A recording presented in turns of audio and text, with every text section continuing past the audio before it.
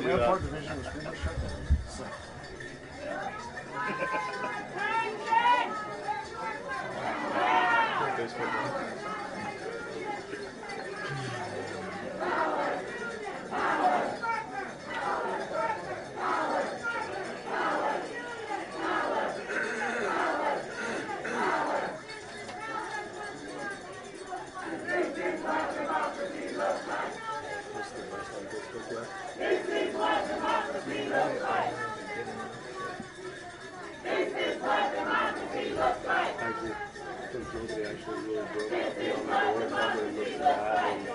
Video and show a guy with his feet up against the wall, racing the door, not letting all these people out. So they're probably like, oh, that wasn't the arrest we wanted.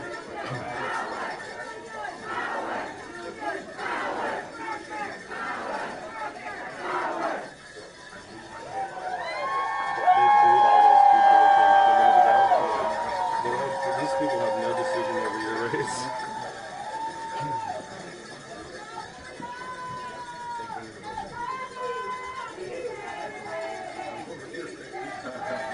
Oh, we heard it, yeah. We said, who's going out?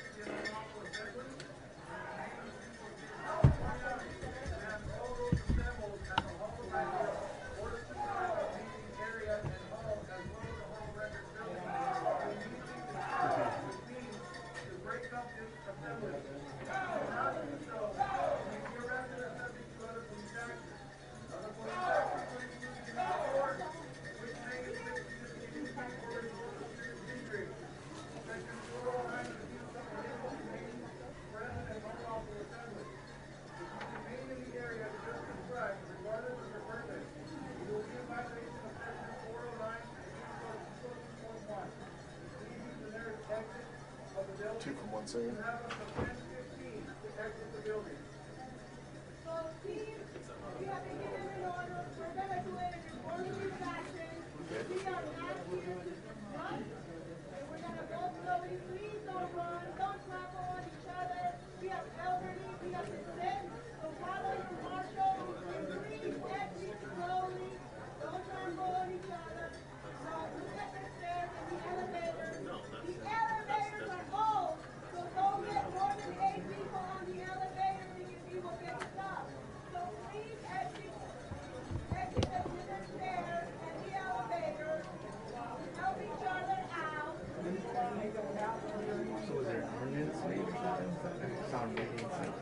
That would happen. An ordinance. It's the disbursement order, I think. Yeah. Unlawful assembly, it's time to leave. Oh, So anybody who sticks around is in violation. gotcha. Thank you.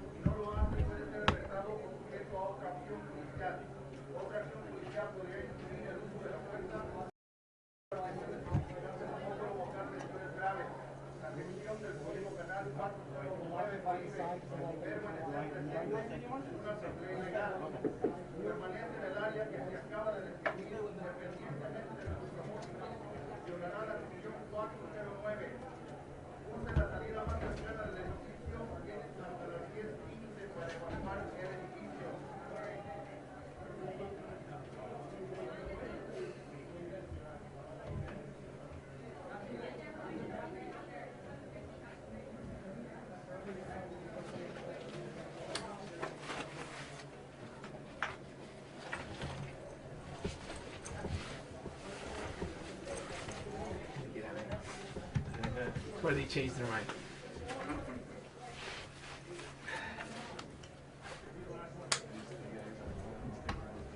Yeah. I gotta get their photo out.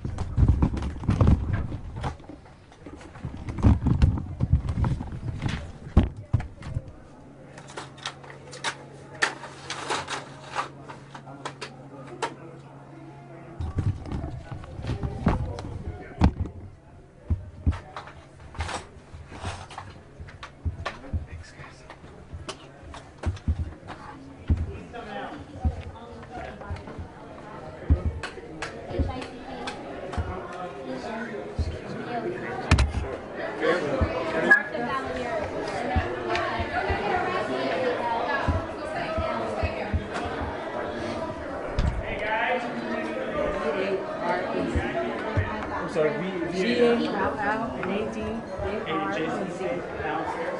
No, he's up here. Sir? Robert with an O. And the last name is it 3 words? Capital B, capital L-A, capital C-R-U-Z. Hey, the guy your names?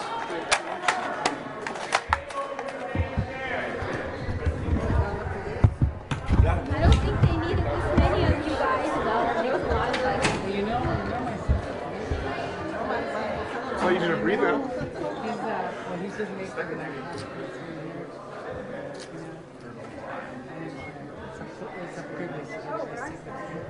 Yeah.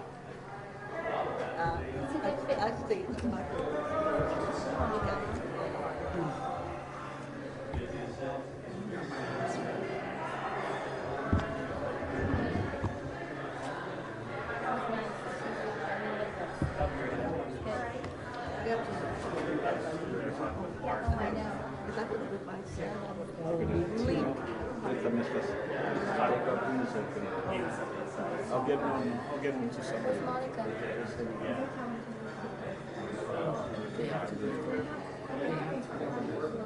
It's okay. They have to Excuse me. Here you go. These are Dolores's. ¿Qué pasó?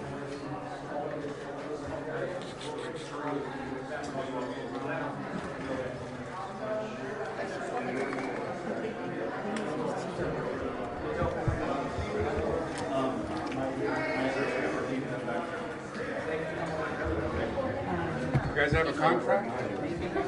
Sure, no problem. No stop. We behave.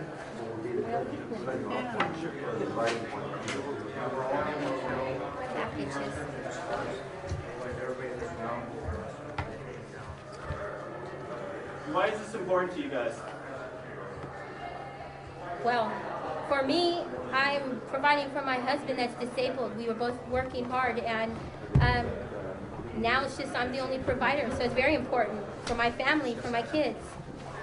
I was making a really good income, and now I'm making minimum wage, and I still have to provide for the same type of household that I was working at the hospital. And you know, for me, it's 2019, and we're still being discriminated. It's, you know, they discriminate us. They think that this is the only job we can do is take care of our loved ones, and they have no idea that we also are workers. I worked for the post office for 34 years and also took care of my daughter, my family, my husband and I.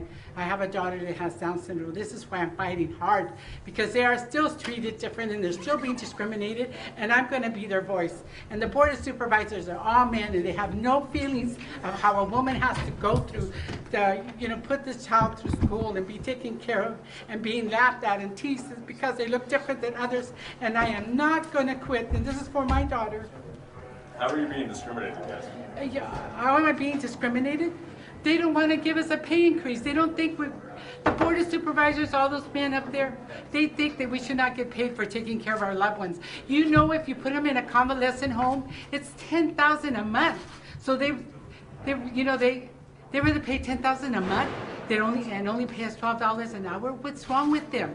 A lot of them they have to put the family member in a convalescent home because they're not getting paid enough, so they have to make a living and they go out. They don't understand the kind of work that we do. I Yes. think they think we crochet and sit around and thumbs, which is not that. We had Pacheco walked in our shoes one day. Do you think he could finish a job? No. He couldn't wipe butts. He couldn't do what we do. Ms. Huerta, why are you willing to risk arrest right now? Well, number one, You scoot back a little bit, please. all of these supervisors make over $100,000 a year. These people have gone without a wage increase for 11 years, and it's time. They're elected to take care of their constituents, and these people that do this really, really hard work, really saving the taxpayers a lot of money. Folks, let me They just can't back get a little paid bit more, a decent please. wage. They don't have any Back a health little more, please. benefits. And so, Gonna bring if the Jamal. supervisors, more if they through. can't do what they should do, they should step down. And if they can't take the heat, they should get out of the kitchen, okay? We don't need Leave a them little bit of a there. gap. They've got to do their job, and they've got to give these workers benefits and a wage increase. I don't know which any one of them would do the work that they do with the type of wages that they receive. And so, and this is the last resort. They have spoken to them, they have bounced them, they have lobbied them, and they have not paid attention to them. So this is the last resort. People are willing to get arrested so that they can hear the voices of these home health care workers. It's time. It's time. Ya basta. Es tiempo. In the last 3 years, the Board of Supervisors have increased their wages $140,000. In the last 11 years, they'd offered a dime to these workers. It's a crying shame. I was born here in Fresno. I served this country. I come back and I see what they do. They should be we should all be ashamed of how they're treating them because we're taxpayers. This house is ours.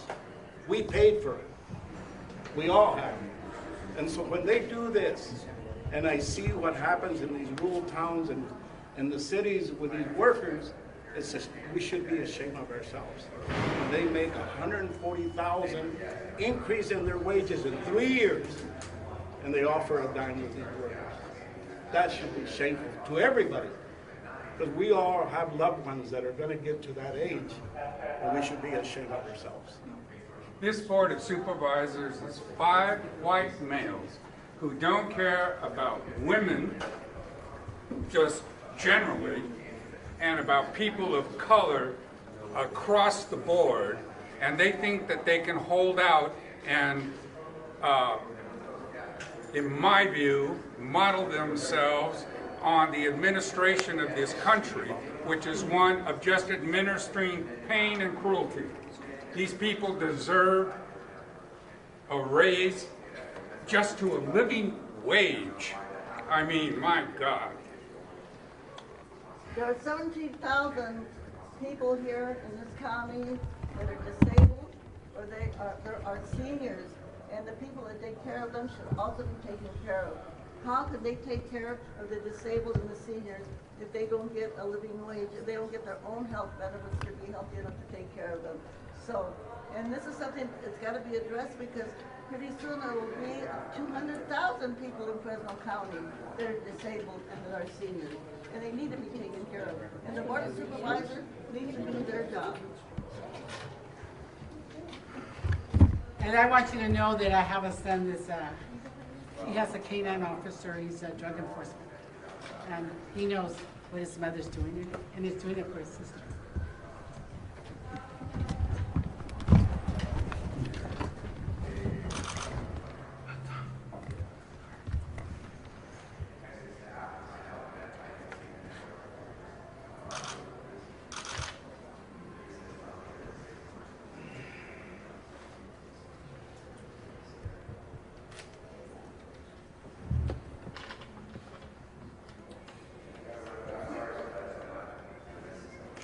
guys say your names too for us, just so we can get that right? My name is Martha Valladares. It's V like in Victor, A-L-L-A-D-A-R-E-Z. My name is Dolores Huerta, President of the Foundation for Black Community Organizing. Robert Navarro, Fresno attorney.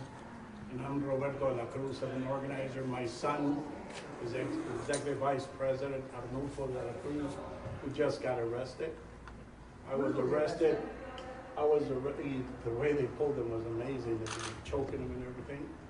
And then across the street, I went to jail with my mom and my dad, Dorothy Day, and thousands of us farm workers. And I come back just to put the example again that what they do is injustice to our people. And so that's why we're here. But my name is Roberto de la Cruz. What are you hoping comes from today? Well, I hope that the public sees what happens and they open their eyes as to what they're doing to our people, to their loved ones also, because they don't understand a lot what happened to these supervisors. They don't know that they increase their own wages. All of them make over $100,000 a year.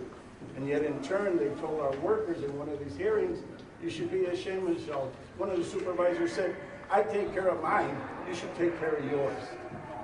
You know, that's insensitive, that seems humane, the way they train the workers. And this is the largest workforce in Fresno County. They should get a wage increase or they should get a contract for these workers with better wages and health benefits. For these home care workers who have to take care of disabled people, who have to take care of seniors, and do very, very hard work. But I think most people would not do. And certainly none of the people on the Board of Supervisors would do.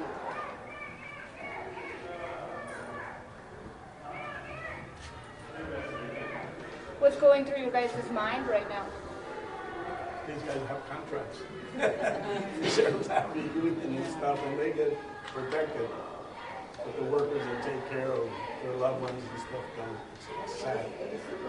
And the supervisors, they have their health benefits and everything. And you know, the work is not just 9 to 5 taking care of these people. Some of these workers that take care of their neighbors, etc., can't leave. They stay there 24/7. No overtime, just minimum wage. And the Board of Supervisors said, you got your minimum wage when the state increased. We fought for that. Unions fought in this state to raise the minimum wage to $15. And then they say, and it's going slowly, but they're not implemented all at once. And they're told, oh, you already got a wage increase.